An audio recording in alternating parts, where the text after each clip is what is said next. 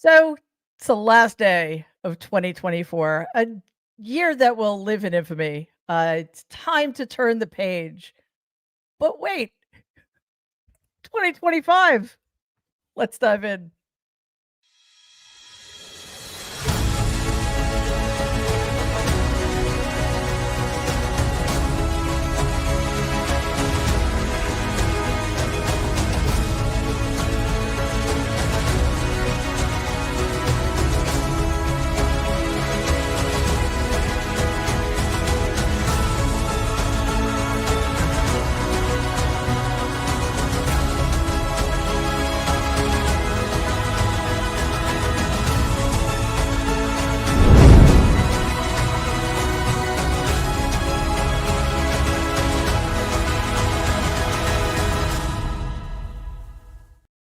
Hello and welcome to the very last episode of the Mary Trump Show for 2024. With me, Adam Parkomenko. Hi, Adam. It's great to see you. I wish it were under better circumstances. I have to tell you, there was an Ironman race recently, and for those who don't know, an Ironman, it's like it's a huge race, a marathon. I don't know. It's like you have to ride your bike 200 miles and swim 10 miles and run a marathon after that.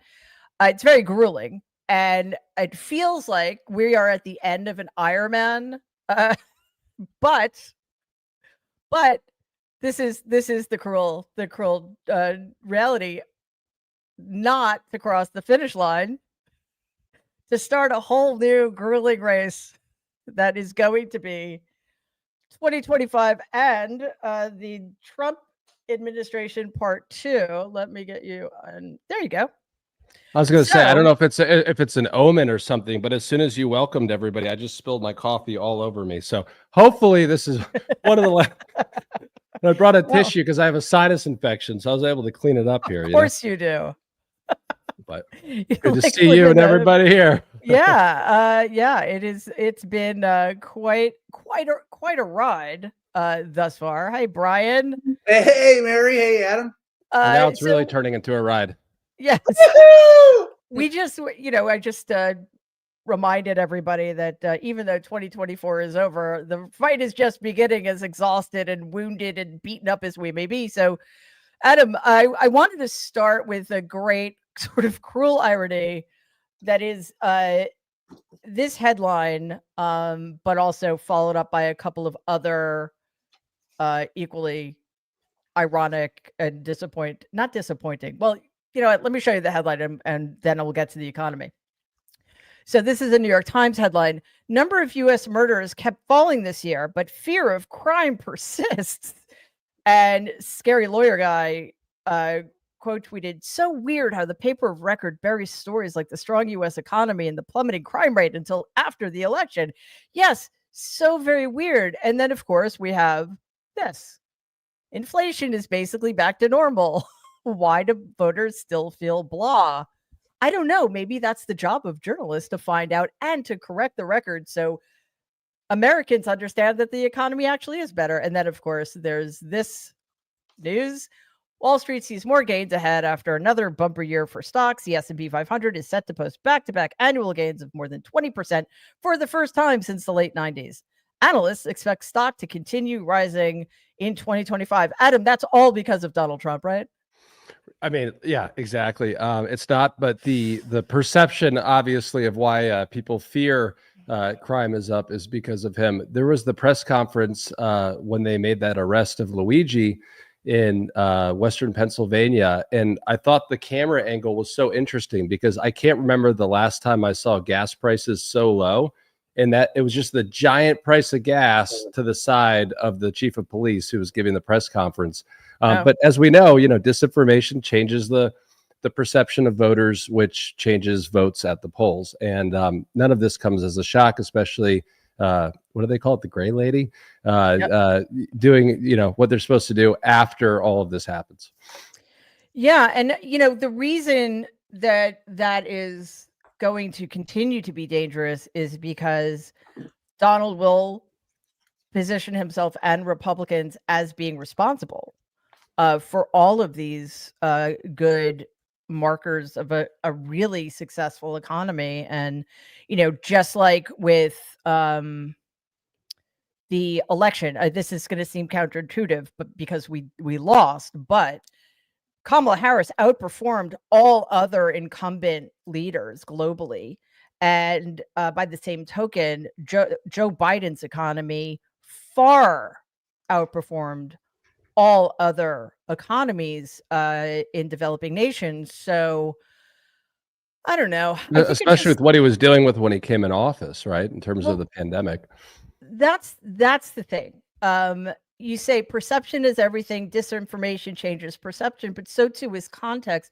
And I guess one of the things that I find most sort of shocking is how the context was completely lost, that you had a situation in which people polled were literally saying we were better off during the height of the COVID pandemic when the economy was tanking and thousands of Americans were dying every day and we couldn't buy basic essential goods. I mean, it's completely crazy. And, we're in a situation where the challenge is not just that information is so siloed, not just that disinformation that works on the right are in ascendance, but that traditional legacy corporate media seem either incapable or unwilling to push back. And they're just like, they are literally, just as they've been doing for decades now, not just taking Republican narratives as gospel, but taking the disinformation right-wing narratives as gospel. And that seems. And just to add one thing, to your point, there were Americans that were using face towels to wipe their ass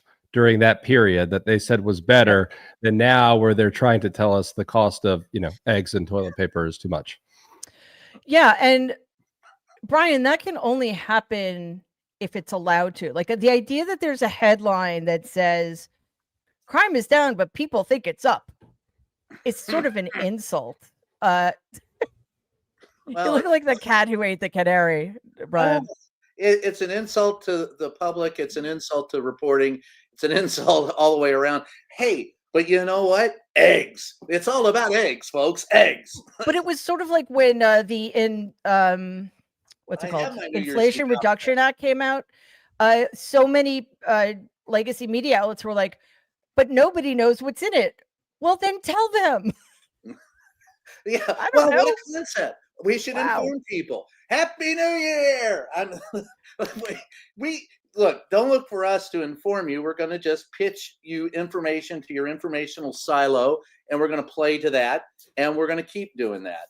I'm going to throw in, I know we were going to talk about him earlier, but this goes back. There's a guy that I really like. I thought he was misrepresented when he left office. I think he's gained in stature since he left office.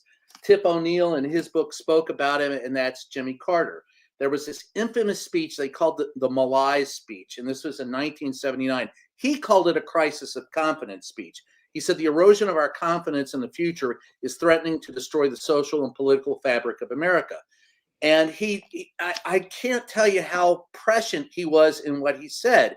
He said, in a nation that was proud of hard work, strong families, close-knit communities, and our faith in God, too many of us now tend to worship self-indulgence and consumption. Human identity is no longer defined by what one does, but by what one owns. Hi, Elon. But we've discovered that owning things and consuming things does not satisfy our longing for meaning.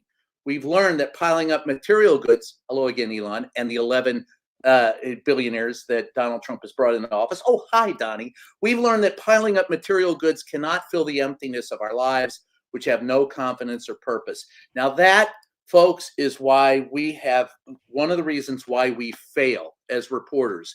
We have maligned what he did, and what Tip O'Neill said in 1987 about Jimmy Carter.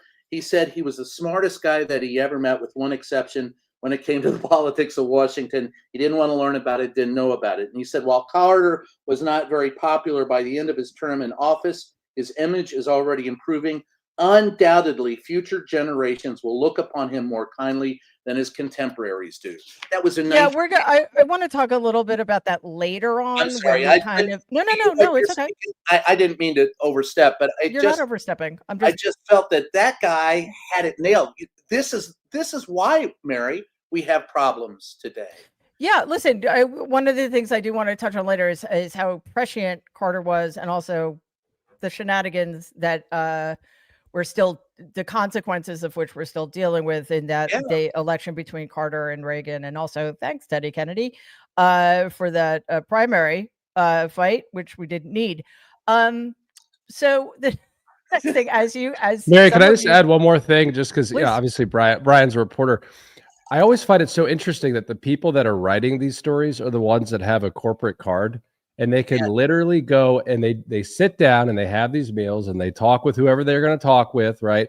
But they can order however many eggs they want. They can order them however they want and wherever they want, right? And that is really the source of so much news for these folks. And if you look at it from that standpoint, it really is just Well, we're part of the problem. it's a no-win. Yeah, totally. Yeah, it's totally no you're win. not, but you're some of your colleagues. Because we don't even understand how to gather information anymore.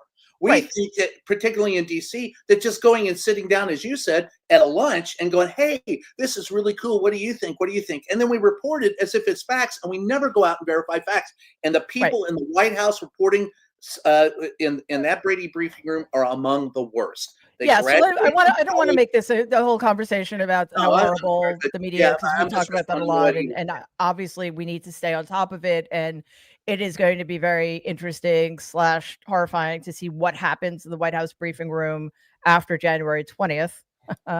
But right now we're dealing with a potential fight for Speaker of the House this Friday. So Brian, we have these two intersecting issues. First of all, Donald has backed Mike Johnson, one of the worst speakers of the House in the history of speakers of the House. After Kevin McCarthy, the worst speaker in the House. Yeah, exactly. Well, give Johnson, well, maybe not. Maybe he won't have more time. But in addition to that, we also have the debt ceiling fight, why the debt fight is going to get even worse next year. Part of that is because the only people who are going to be in control of anything are the Republicans. They're going to have all three branches. Hey, Norm, how are you? Norm! Dare I say Happy New Year? Yeah, let's hope. Yeah. So anyway, Norm, we're talking about the impending potential Speaker of the House fight on Friday. I think, get out your popcorn, because we're dealing in the House of Representatives with a Republican majority that is 219 to 215. Donald has endorsed Johnson, but I don't necessarily think that means much. There are a lot of people, especially in the Freedom Caucus, who don't like Johnson or have already said they may not support him. He can only afford to lose 2 votes. So between that and the debt ceiling fight, because it seems, Norm, that whoever is Donald backs for Speaker is going to have to agree to get rid of the debt ceiling. So I'm curious what you think might happen on Friday, and how much popcorn should we make? So a couple of thoughts, Mary. The first is Trump had written a very snarky Truth Social post on Mike Johnson about how he'd screwed up the spending bills, and then turned around and endorsed him. And the reason is that at least a few of the sane people, if there are any around him, told him what the consequences would be if Johnson goes down. And that means that there's no speaker, no ability to convene the House. January 6th turns out the way he wanted it to 4 years ago, but not the way he wants to this year, which is no ability to certify the electoral votes. And then you could go, as we saw the last time, multiple ballots, because they have no other candidate, get to January 20th. And then you have a very interesting dynamic. The Speaker of the House would be next in line, but there is no Speaker.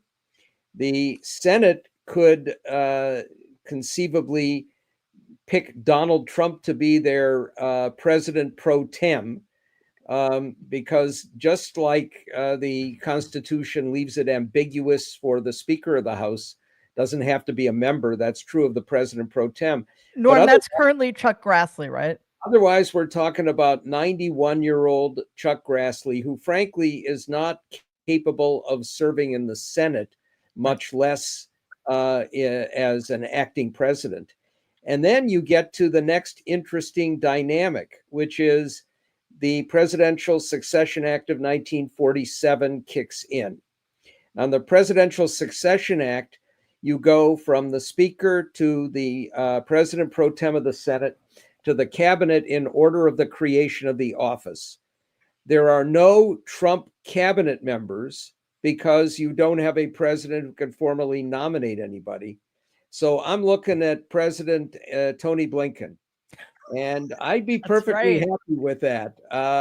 Wow, that's right. I forgot about that. It could be a television show. We could call it Succession.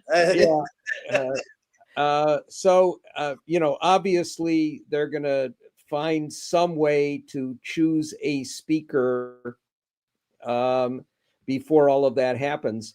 But we're looking at chaos. And as you pointed out, Mary, in the part that I saw, there are some horrifically difficult decisions ahead.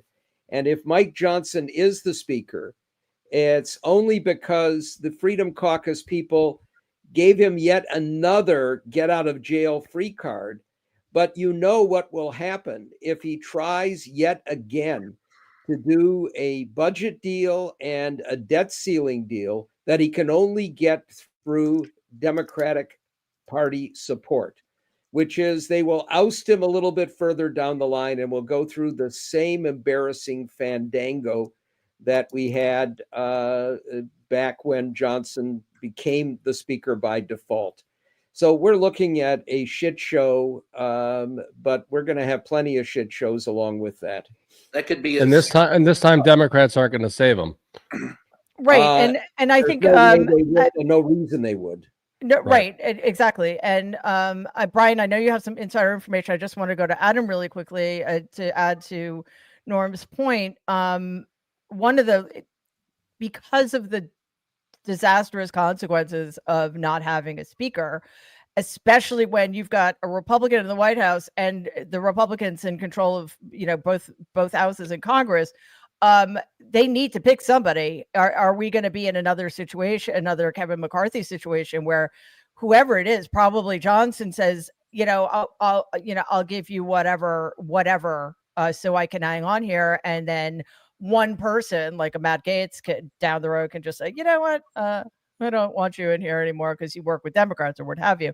It just seems like the speaker is going to be weakened potentially, and the most extreme elements in the House are going to be given more power yet again. Yeah, I mean, I think that's right. I think one question I'm curious, once we get past this, that someone here probably can answer, is whether or not that rule still exists, right? That one person can. I don't believe it does. It does right now, but they can change. They can change. Right. So as long as it does, I mean, here's the thing. This is a long time between now and Friday. A member of Congress could keel over, right? Right. But I think the thing with Donald Trump is he might be behind Johnson today, but he doesn't know how any of this works, right? All of his threats are empty. They're bullshit. He's going to do whatever Elon tells him to do. Elon has no idea how any of this works. So I think that there's a good possibility that this is just going to be more chaos, especially with the fact that Hakeem is not going to save the day because he shouldn't. Right. And Brian, I know you have some insider perspective on this. But I don't know. I feel like it gets even more dangerous when you consider that the 219 to 215 margin becomes 217 to 215 if and when the two Republicans Donald has nominated for positions from the House leave if they get confirmed. So again, empowering the extremists even more. Well, I know this much. All the Republicans have told me they don't want a public fight like they had last time with McCarthy. So it's doubtful that they'll replace, although anything can happen. My prediction of going forward in 2025 is, there's opportunity in chaos, Sun Tzu said, and there's going to be an opportunity for a lot of chaos with Donald Trump. So anything can happen. That being said, no one wants this job, Speaker. No one in the GOP wants this job. You might get, it'd be funny if it ends up, and it could end up. Here's something out of left field. We'd end up with Speaker Hakeem Jeffries. That's a distinct possibility, depending on how fractured the Republicans are. And if they just say, screw it, let's blame it on the Democrats. But they're not going to do that, because the Republicans have a real problem legislating. They have a better idea about how to win races. They cannot legislate them. And most legislate, issue and vote through legislation. So most of the Republicans I've spoke to on Capitol Hill in the last 2 weeks are all about, hey, yeah, we'd like to have somebody else. No, we're not going to have anybody else. We want to at least get Trump in and things running before we move it. Will that change again? Who knows, guys? Who knows? And to Brian's point, like, these aren't 6-year seats, right? They're 2-year seats. So these are folks, some of them have just won by a handful of votes, and they're already up for re-election. So they're going to be taking all that into account. The midterms are not going to be good for any party that is holding all three branches of government. And they are very scared going forward about holding on to that very slim majority. So what's the overall dynamic driving Congress going forward? And you can thank Donald Trump for this as well. Fear. So whatever decisions they make in Congress and in the Republican Party are based on fear. And the biggest fear they have is of losing power and looking weak. So I doubt that you're going to get Johnson, because he's the only one who's been able to do it so far better than McCarthy, who gave us a rambling speech about growing up in Barstow. But that that's all they've got. And unless they have someone who steps up, I don't think. And I think they will change, to Adam's point earlier. I think when they reelect him, they might change the bylaws a bit, so it's not one person that can upstage and ask for and get rid of him. But then again, they've already done that. Yeah, Norm, exactly. I think it's 9 people or something, right? Right, Norm? But let's note that it's 219 now. It will be 217 very shortly. Right. We have bird flu potential pandemic coming along. We have very substantial numbers of Republicans who have not been vaccinated at all. We're going to have more viruses. There is a distinct possibility that Democrats will have a period of time when they have a majority.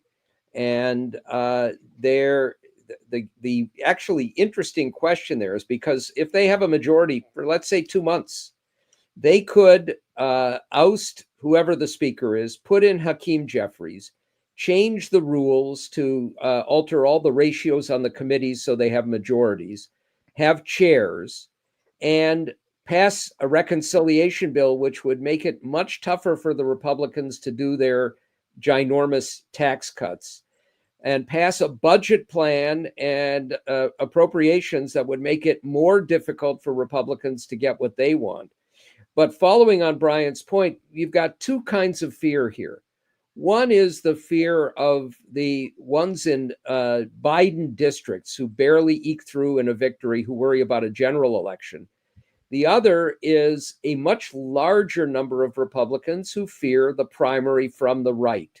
So you're not going to have that much larger number of Republicans doing anything to save the asses of the really vulnerable ones in general elections. And it's going to be a real problem for them going forward. But the other reality here is there's only one thing they want to do legislatively, and that's get those tax cuts. It's to preserve the tax cuts from Trump in 2017 that expire, and it's to add the ones for the super rich. And the rest of it, Trump will do by executive action, even if it's blatantly unconstitutional, knowing that either the Supreme Court will give him a pass or the Supreme Court will say no, and he'll say, screw you, Supreme Court. So we've got major constitutional confrontations ahead as well. Yeah, it feels like his term has already started and we're already in a constitutional crisis.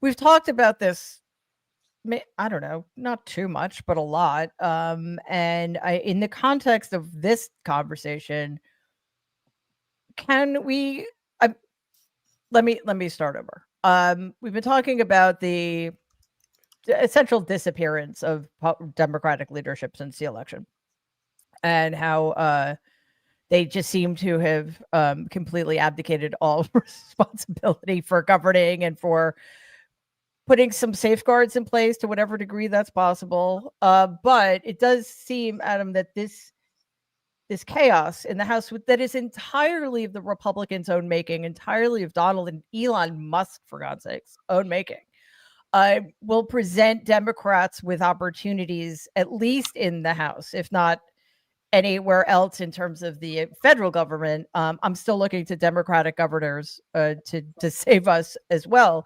Do you think the Democrats will get that and will exploit those weaknesses in the way that Norm says that they may have every opportunity to? I think so, and I hope so. And I know there's been some. Especially, I just have to say, sorry, because this is huge breaking news that Marianne Williamson is running to be. Sorry, I couldn't finish that without laughing. It's like Head of the DNC, Marianne Williamson, ladies and gentlemen. The only thing I will say about Marianne Williamson of the DNC is the nice thing about the Democratic National Committee is you don't have to be a member of the DNC, which is only like 447 or 446 to run. So at least we have an open process, but she has absolutely no chance. And they should make it so that you need at least 2 DNC member votes or something to be on stage. Yeah. Or endorsements. I think so, but when we use the word exploit, you should. When we use the word exploit, I think that's the great thing about the Democrats, right? Is like they're going to be coming at this. How can we help the American people and get this into what we're doing, right? So when we're talking about like deals or like getting things done, hopefully that means we'll actually like have some real things happening, like we just saw. People can say that we were wasteful on defense, but it's nice to see the money that Ukraine just got, in the last 48 hours, thanks to Joe Biden. So I'm hopeful on that front, but I think every time I hear Norm speak, it's like I feel like I'm in a high level college class again, and it's really interesting because it's true. I mean, like I never thought about that, but we could have the majority for a month or two, right? And so it'll be interesting to see. But either way, I think that we're in a really good position to get some stuff done because of how many seats that we currently hold. And there were, I saw the chart that was sort of re-up today, but I think there was like a 40-year period in which Democrats had the House. And now, it just keeps going back and forth. But hopefully this country will get on the right track after seeing it, basically almost disappear. Yeah, and to that end, and that this does make me feel a little bit hopeful. But to that end, Brian, it feels like if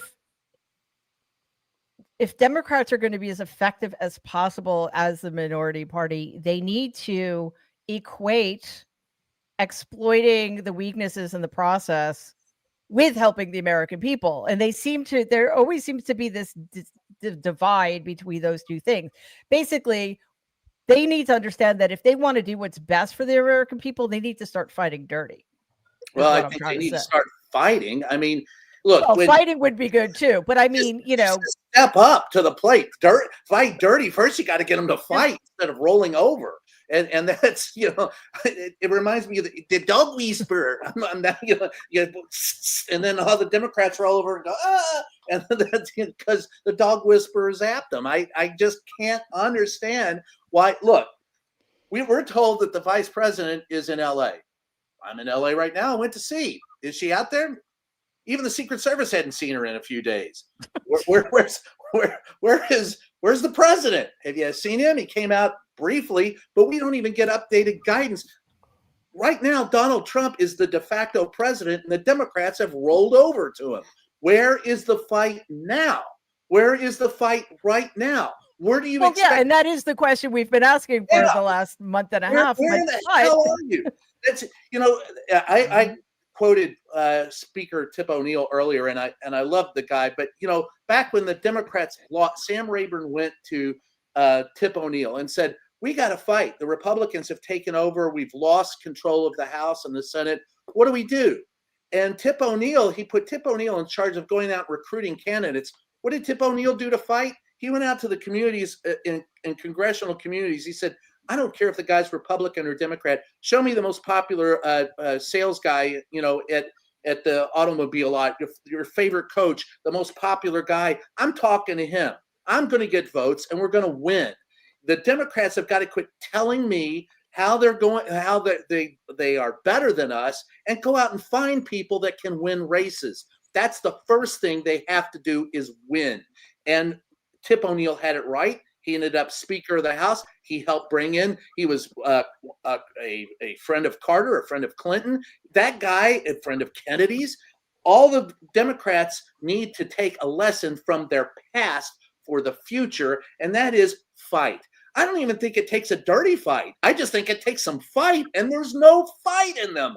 Well, and to Brian's point, it says the president departed St. Croix at 9:15 en route to Philadelphia. So maybe that's one of our problems. I don't know.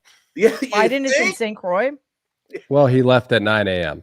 Yeah, I don't know, guys. If I were in my last, 5 weeks of, or go to St. Croix on the 21st. I mean, that's exactly what I was going to say. Like, you work until the very, very or the end. 20th. Otherwise, don't show up to that. Don't even get me started on going to the inauguration. That's another issue, and that's another I tried conversation for another time. But yeah, I don't know. Nobody listens to us. It's very weird. But I want to. Norm, Brian just alluded to the fact that Donald is already the de facto president, and people are treating him as if he is. Also, people are, treating Musk as if he is the shadow president, and now there's this battle in the MAGAverse between the tech bro oligarchs and the nativist white nationalist horrible racist I mean, they're all horrible and racist, but they're coming at things from totally different angles, and I don't think it's a civil war as much as it's a power struggle. But I'm just getting this really bad vibe about just the sort of context in which this administration is going to play out. So first of all, we have how Elon Musk has planted himself almost literally at Donald's doorstep for much of the period since Election Day. The half trillionaire has been staying at a $2,000 a night cottage at Mar-a-Lago, giving him easy access to the president-elect. First of all, if you have $2,000 to spend a night and you're spending at Mar-a-Lago, there's something really, really wrong with you. So, and then we have this. He's charging Elon to stay there. Well, the astonishing thing is he's not charging him $100,000. Exactly. It should be it's going to become a sliding scale as soon as he's in office. The cottage was $249 prior to that booking. That's right. That's why all of his cabinet people are billionaires, so they can afford the Mar-a-Lago sliding scale, because he's going to be there 90% of the time, because he'll make tons of money from Secret Service and charging for $2,000 a night rooms and what have you. And then Donald posted this on Truth Social Friday. It's very disturbing. I hope you're sitting down. Where are you? When are you coming to the center of the universe, Mar-a-Lago? Bill Gates asked to come tonight. We miss you and X. New Year's Eve is going to be awesome. DJT. How adorable, Norm. How adorable. How disturbing. What is going on, and how are we going to survive? So, one of the observations that I made last week is, if you look at the way in which the Supreme Court has treated the Second Amendment with its presumed strict constructionist view, back then, duels were perfectly legal. So duels are constitutional. That's right. You tweeted that. I love that tweet. Yeah. I want to see a duel between Elon Musk and Steve Bannon. They'll both miss. Can it be with swords? Kid walking groceries home. Yeah, if not, at least a cage match. But one other observation that I have to make before I forget, that where Elon is emulating Donald Trump and John Barron, he now has his own alter ego, and he is using a phony name to praise himself for being such a good father. I mean, the level of sickness here is just astonishing.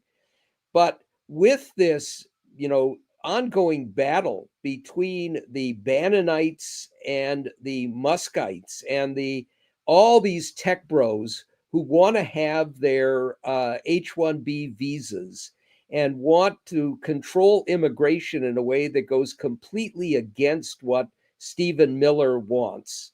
And with Donald yet again showing his limited IQ, saying we had lots of those H-1Bs at my properties. Though, of course, that's not what he had. He didn't have those for exceptional ability. He had the other kind of visa for basically migrant worker labor. But we're going to see this infighting go up and up and up. And ideally, it's going to cripple them in a way that they will be unable to implement their horrible, sadistic policies.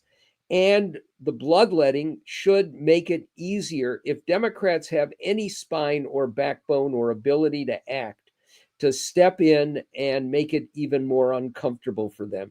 That's our only hope, frankly, at this point. But he can't harness. I do not believe that Donald Trump and the MAGA party can harness the whirlwind which brought them into office. The populism that they espouse, he has 11 billionaires that he's nominated for his cabinet. The populism is against those billionaires.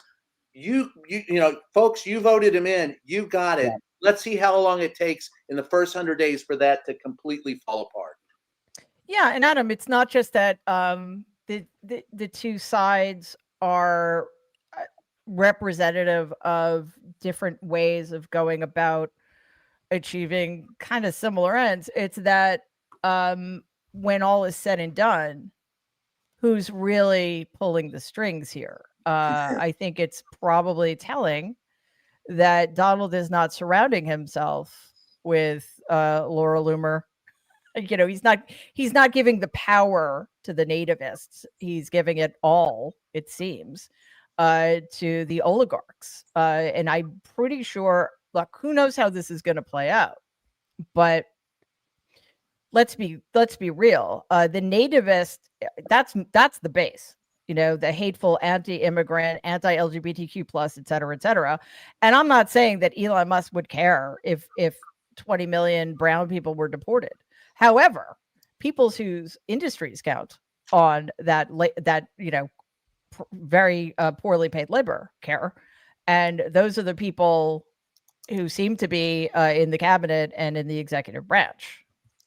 Yeah, I mean, I think Elon would be shouting, right? If there was something that said you can't employ felons for X, Y, and Z, right? It's a huge part of his workforce. Donald Trump couldn't work for Elon at that point. So true. I think one of the things, to your point, Mary, that's always good to remember, and you know this better than anyone, is a lot of it is it's the last person he spoke to, right? And so if Loomer makes her way into Mar-a-Lago and gets to him, then, you know, we might be hearing a lot about whatever she just put in his ear. And obviously that's, you know, as you guys have mentioned, that's one of the main reasons why Elon spends so much time around him. But I think that's one of the big problems, is that while it seems like it goes X, Y, and Z ways, really at the end of the day, it goes to whoever's around him, who is close to him. And sometimes that just comes down to, you know, whoever took Carrie Lake's room at Mar-a-Lago and is staying there now. Yeah, and I'm just getting very disturbing Caligula Nero vibes, and I think it's hard to say. Look, there's an image. I think it probably goes without saying, but I'm going to say it anyway. Donald is not going to be in charge. He's never been in charge, but he's really not going to be in charge now. 8 years ago, he would not have been putting up with Musk in the way he is now. So, you know, he's more malleable, he's more manipulable, etc.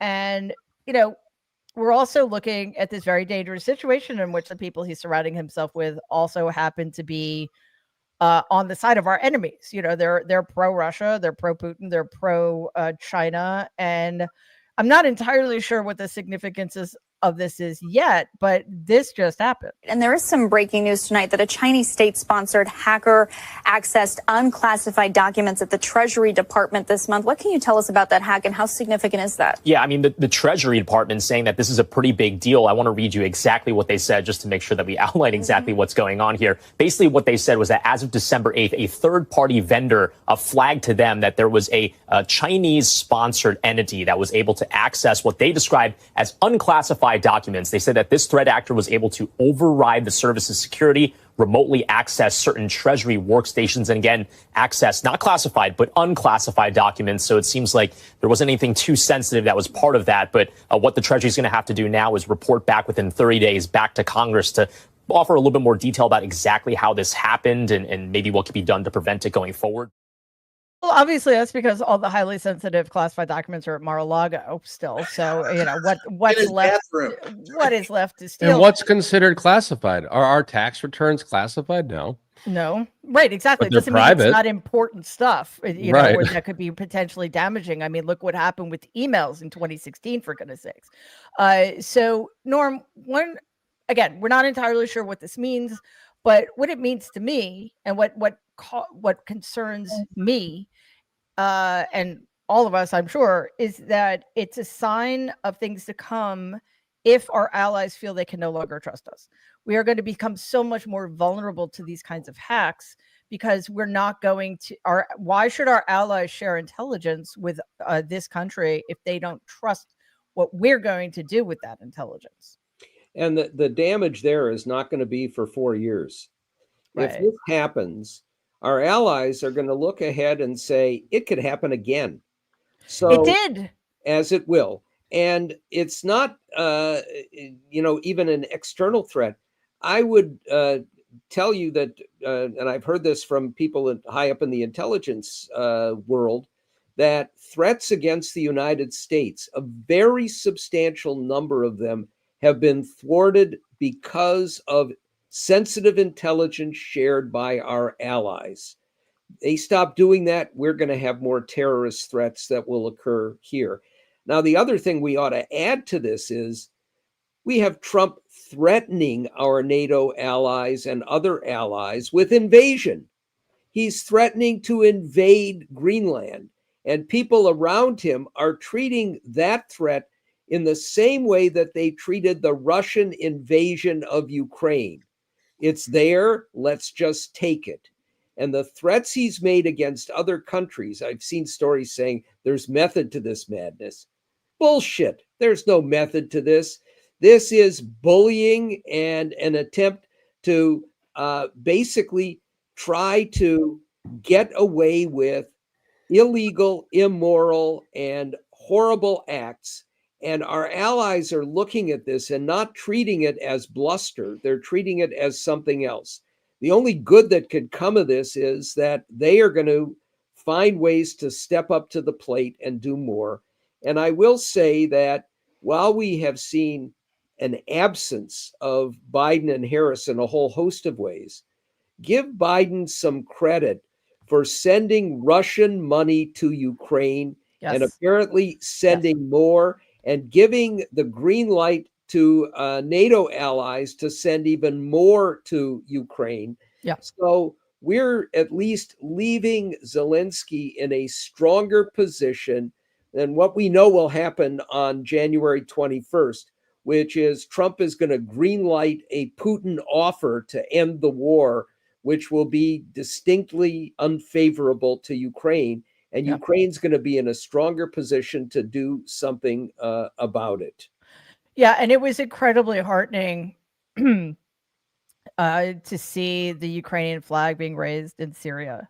Right, Adam? I'm sure you saw that. And I know you have to jump in a couple of minutes. So, one of the things we wanted to do today is get everybody's biggest takeaway from the year that was, and also any prediction you might have for 2025. So, Adam, since you need to head out soon, if you could share. Well, both of mine are the same. America is fucked. I figure I'd leave it at that. But I did actually put this here. I learned in 2024 that Americans were desperate for joy except for the Americans who hate when other Americans are happy. I'm not looking forward to seeing how the unhappy people rob what's left of our joy and sanity in the new year. But we'll keep fighting. Yeah, listen, we don't have a choice. And Brian and Norm, before I get to you, I just want to share some comments from our viewers / listeners who have been with us through this journey. And it's been a long, hard road in a lot of ways, and this has been. We have created this incredible community thanks to the people watching and listening, thanks to our incredible moderators. So from Toph, my biggest takeaway from this year is how incredibly valuable supportive online community can be. Being part of this community has shown me the power of connection. And, I have to say that it's been hard. It's been very easy sometimes to feel isolated and forget about that. So kind of being here twice a week and being reminded of that has been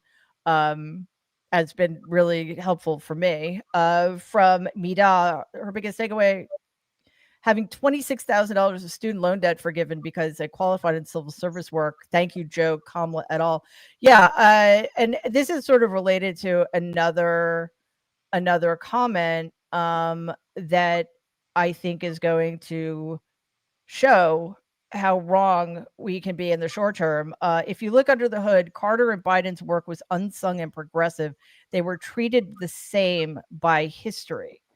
Yeah, they were. And that's, oh, sorry, I forgot to post that. But I think we are going to find out probably the hard way just what a successful presidency the Biden presidency was, except of course for losing the election and the transition disappearing act. But as Norm pointed out, some important things did happen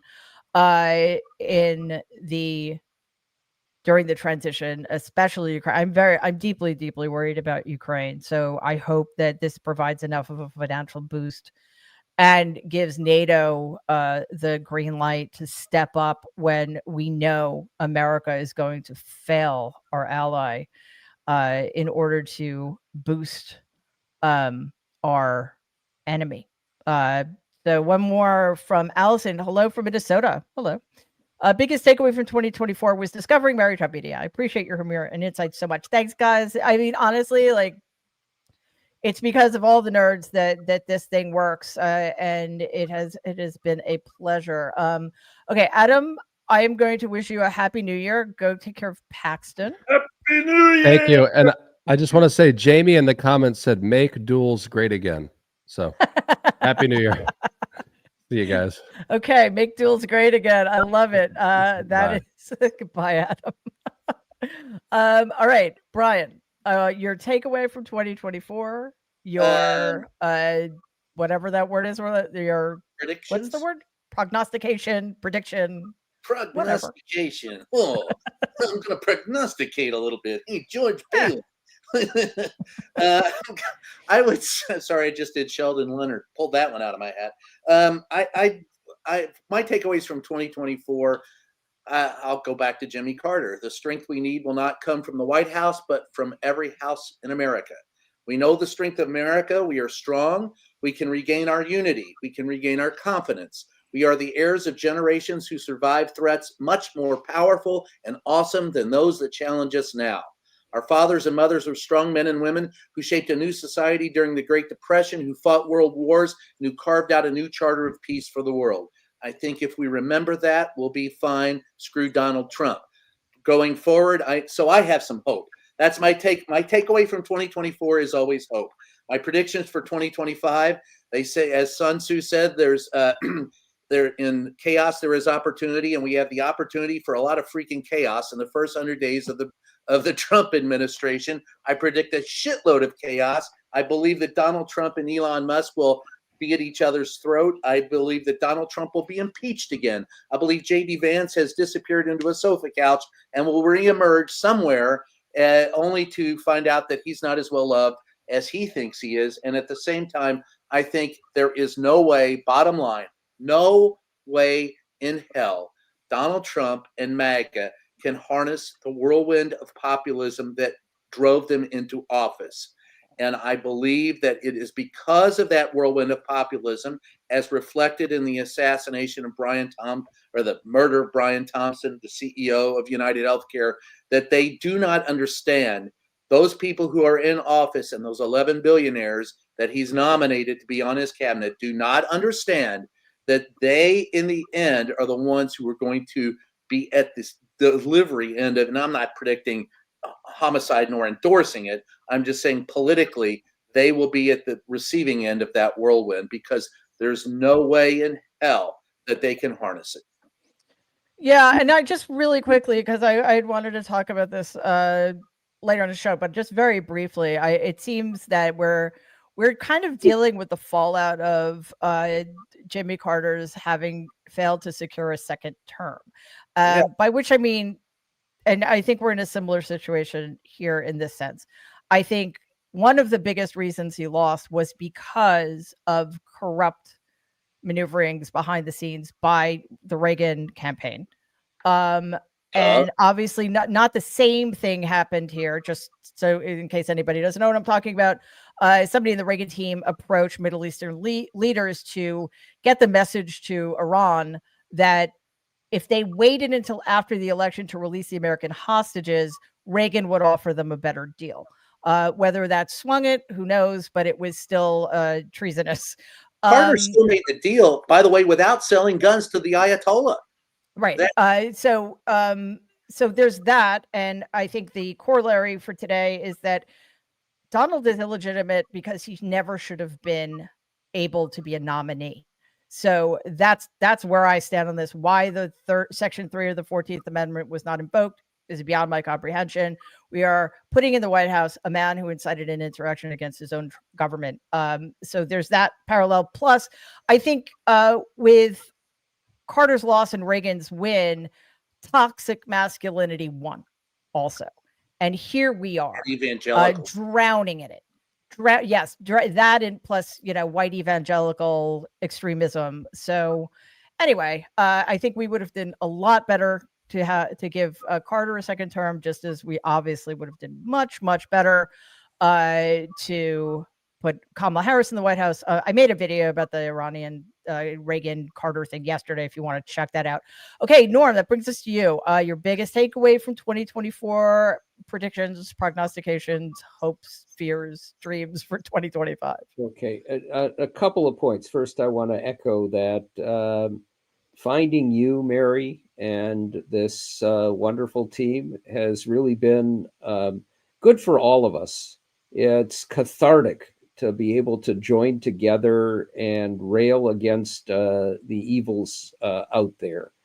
The second is unsettling, which is the fact that the Democratic Party has lost its grip on far too many people and groups that ought to be much, much more firmly in the camp of a party that actually cares about and implements policies to help those people, whether it's union members or young African Americans or Hispanics or working class people.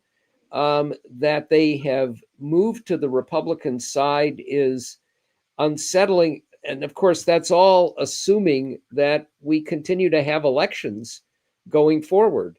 And it's clear that if we do have those elections going forward, and even if we see the backlash that's likely to occur, the fact is that Donald Trump won more because people just wanted to rebel against the status quo than because of everything that he said and did and stood for.